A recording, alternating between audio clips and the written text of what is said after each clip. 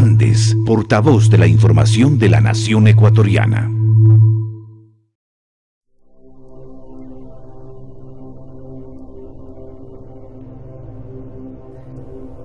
La era de las dictaduras militares y las irrupciones violentas contra regímenes democráticos en América Latina pasó. Pero si por un lado se cierra la posibilidad del golpe de Estado militar, por el otro, los procesos de cambio estructural que viven países como Ecuador, Argentina, Bolivia y Venezuela son considerados todavía una amenaza para los intereses geopolíticos de los Estados Unidos, que no ha renunciado a su vocación imperialista. En Ecuador, como en otros varios países de la región, la derecha se dedica ahora a pensar, planificar, organizar y llevar a cabo la estrategia del golpe blando. Uno de los elementos fundamentales de esta nueva ideología encabezada por Sharp es la protesta no violenta, la movilización no violenta, la no violencia como mecanismo fundamental, que es lo que le da la característica precisamente de intentos de desestabilización blandos y no duros. Duros significaría el uso de la fuerza, fundamentalmente el uso de la fuerza militar. Hay una estrategia, digamos la estrategia del golpe blando, hay un señor Sharp, que si usted lo busca en internet va a tener todos los pasos del golpe, de cómo se da un golpe blando, es decir, un golpe sin intervención militar, pero que haga caer al gobierno por movilización popular, desgaste, ataques, toda clase de, diríamos, carteles en las redes sociales, no sé, tu uso de internet. No es nada raro después de los sucesos del Paraguay, de los sucesos de Honduras y por supuesto de los propios sucesos ocurridos en Venezuela en el 2001 y en el Ecuador con el 30S. Así que no es una sombra traída de los cabellos, sino una neblina que efectivamente pesa sobre los procesos latinoamericanos. Este concepto fue introducido por el estadounidense Gene Sharp. Para conseguir este golpe de Estado, él propone 5 etapas: ablandamiento, deslegitimación, calentamiento de la calle, combinación de diversas formas de lucha y fractura institucional. Un mínimo análisis de lo que sucede en Ecuador revela cómo esa estrategia ya está en marcha y cómo los medios de comunicación privados la viabilizan. Con un bloque de asambleístas de mayoría que propone tonterías. Correa, que tiene este espíritu paternalista, que cree que el pueblo es idiota, que es un rebaño de borregos, de ovejas, entonces Correa no cree eso.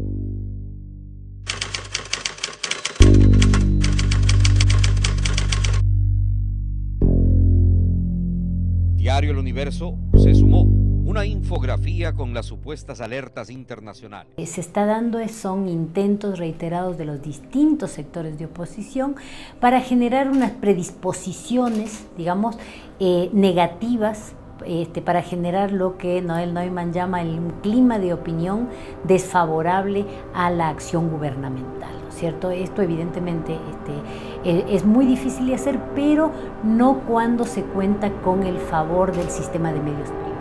Un comunicado de la Cancillería alemana alerta el grave riesgo que corren sus viajeros si visitan el Ecuador. El Ecuador ha caído muy bajo. La delincuencia, el narcotráfico, el crimen organizado se han tomado nuestro país. Su discurso posiciona al gobierno como el que menos inversión extranjera ha tenido. Ecuador es el penúltimo país de América Latina en recibir inversión extranjera, según el más reciente informe de la Comisión Económica para América Latina y el Caribe, CEPAL.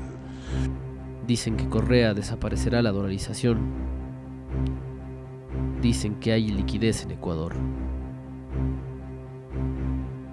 Dicen que Ecuador triangula con Irán y que se expone a un eventual bloqueo por un supuesto apoyo a lo que ellos llaman terrorismo. De que algo no está funcionando bien cuando los medios de comunicación, por ejemplo, están permanentemente dejando de lado la información sobre temas de interés público, están invisibilizando de manera periódica y permanente acciones que la ciudadanía debe conocer y que muchas de ellas son gestionadas desde el aparato estatal o desde el sector público. El discurso de los medios mercantiles olvida las colocaciones directas que han hecho Rusia, China, Brasil, entre otros países. O sea, si no es de Estados Unidos o el FMI, el financiamiento para ellos no cuenta. Ser orgullosos de estar participando en la construcción de la patria nueva. Esta es la patria nueva, compañeros.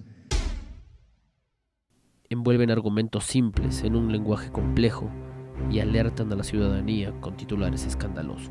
Hoy hay expertos que están diciendo que hay que hacer, cómo hacer que la gente se enoje, expertos en producir descontento, ¿no? Artificiosamente, permanentemente, hábilmente, utilizando lo que León Gieco, aquel gran cantante argentino, llaman esa pobre inocencia de la gente, digamos, ¿no? La gente que, bueno, ve los periódicos, ve la televisión y cree en eso. Acusan al presidente Rafael Correa de ser fascista y totalitario. Utilizan con una liviandad y con una facilidad espeluznante términos como totalitarismo. Yo desconozco si es que tienen noción de a qué se están refiriendo con un término como el de totalitarismo, términos como el de fascismo, términos como el de dictadura. A mí me parece que resulta francamente a veces irresponsable y repudiable. En el Ecuador en realidad hay una forma contemporánea de dictadura. El tema acá es que considero que el gobierno utiliza la comunicación como una práctica fascista. Tiene que precisarse que esto es un punto dentro de una política de totalitarismo, de una política fascista del gobierno de represión. El triunfo de Correa tiene un significado latinoamericano, y ese significado latinoamericano es la consolidación en el Ecuador del chavismo. Tendrá más poderes que nunca, por lo que podría agudizarse su ofensiva contra la prensa independiente.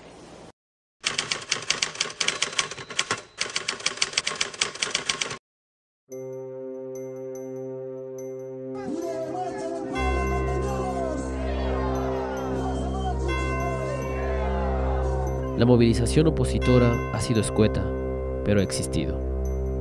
Recordamos la autodenominada Marcha por el Agua y por la Vida. Hace poco movilizaron con engaños a un grupo de estudiantes del Colegio Central Técnico. Quisieron armar un caos con la colocación del monumento a León Febres Cordero en la ciudad de Guayaquil. Organizaron manifestaciones, trancas y tomas de las instituciones públicas encargadas del caso. En Guayaquil hubo incluso un intento de replicar el movimiento opositor de Venezuela, denominado Manos Blancas, financiado por la USAID. Esos intentos no prosperaron. El objetivo principal de este movimiento, en definitiva, es derrocar gobiernos populares. Los medios privados juegan un papel muy importante al momento de encontrar algo que criticar en la acción gubernamental. Se convirtió el presidente de la República en un sicario de la mentira. Por la audiencia de habeas corpus solicitada por los 10 detenidos del caso Lulucoto. Están acusados de terrorismo por supuestamente hacer explotar bombas panfletarias. La defensa asegura que son inocentes. Ahora la visión es la defensa de los derechos de los 10 muchachos de Lulucoto, ¿sí? Que independientemente de ese primer hecho que yo reconozco que pudieran haber inocencias en algunos grados, en algunos segmentos, ¿sí? El partido mediático se ha convertido ahora en el pro defensor de las libertades públicas, la libertad de expresión y de los derechos humanos, cuando sabemos que ese tratamiento es hipócrita e infame.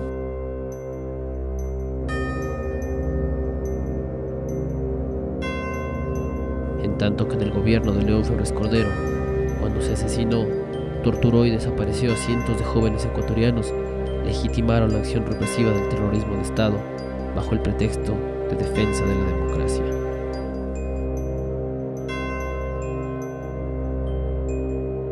Yo jamás he mandado a dar una paliza, pero el día que se la mande a dar, no sale de ella.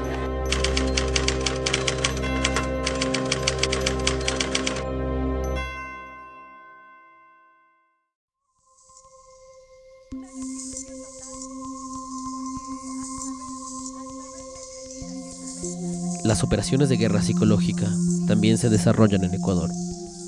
El intento desestabilizador ha sembrado rumores en la fuerza pública ecuatoriana. Por ejemplo, en 2010, una manipulación en torno a la ley de servicio público generó el momento más crítico del gobierno del Ecuador. Los sectores políticos maniobraron dentro de la policía para generar los trágicos sucesos del 30S. Esto también es parte de la estrategia desarrollada por Sharp.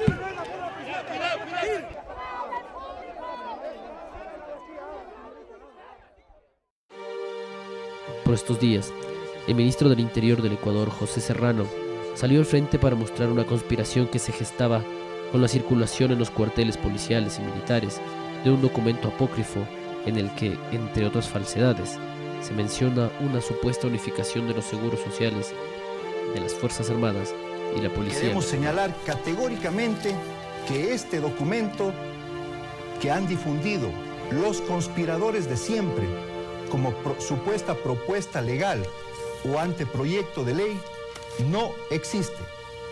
Hay que hablar de Fuerzas Armadas como hay que hablar de muchos otros temas en el país.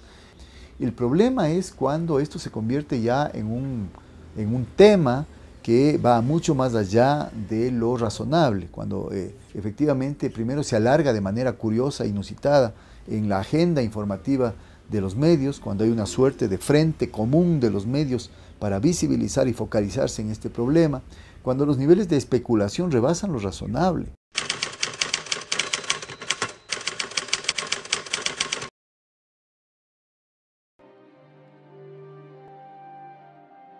La teoría de Sharp supone que sobre la base de acciones callejeras, tomas de instituciones y pronunciamientos militares, se obligue la renuncia del presidente.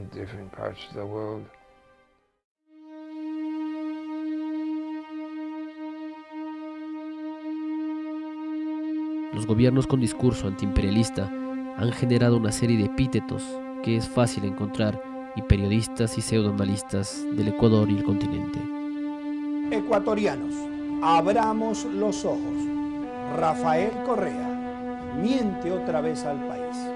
Utiliza el poder de la presidencia de la República para entablar juicios, presionar a los jueces y enriquecerse. Pero mientras la mayoría de países ha recibido grandes proporciones de estos capitales, el Ecuador es el penúltimo país de Sudamérica al cual el dinero extranjero quiere llegar. Nosotros reclamamos únicamente esa misma libertad, que jamás el Ecuador llegue a tener un silencio. Yo para canales del Estado no hablo. ¿De qué canal eres? El ciudadano Catalina Llanes. No te puedo dar, discúlpame. No, Gustavo, todo mi aprecio para ti, pero no hablo para canales del Estado. Aún así, con todos los insultos que pueden producir a diario, los medios de comunicación privados posicionan discursos como el de defensa de la libertad de expresión, pretendiendo librar una batalla contra el gobierno que supuestamente intenta silenciarlos. Está amenazada la libertad de expresión, no de nosotros, de los ecuatorianos. Aquí se va a instalar una forma de gobierno terrible, y permíteme que golpee la mesa de visión. Me atrevería a decir que es la ley que más restringe la libertad de prensa de las que nosotros conocemos, incluso más que algunas leyes que han sido aprobadas en Venezuela. Este momento en la estrategia del golpe de Estado consiste en manipular prejuicios anticomunistas, o en el caso del Ecuador, prejuicios antipopulistas. Han impulsado campañas publicitarias ante una supuesta ausencia de libertad de expresión. Todos en contra, y son más de 130 editoriales. Los artículos de opinión han tenido el mismo tratamiento. Ningún articulista de los llamados medios independientes ha escrito unas cuantas líneas favorables a la posición del gobierno. Todos lo han hecho en contra de la consulta. Y son 488 artículos de opinión. Creo que el mejor antídoto contra esto, la posibilidad de que pudieran existir este tipo de golpes llamados blandos en países de América Latina donde se están produciendo procesos de cambio profundo y de afectación a las élites económicas y políticas, es precisamente la respuesta de la ciudadanía y de la organización social. Los golpes de Estado blandos ya han tenido éxito en el continente. Basta ver lo sucedido en Paraguay con el presidente Fernando Lugo o en Honduras con Manuel Zelaya. Para la agencia de noticias Andes, Santiago Aguilar Morán.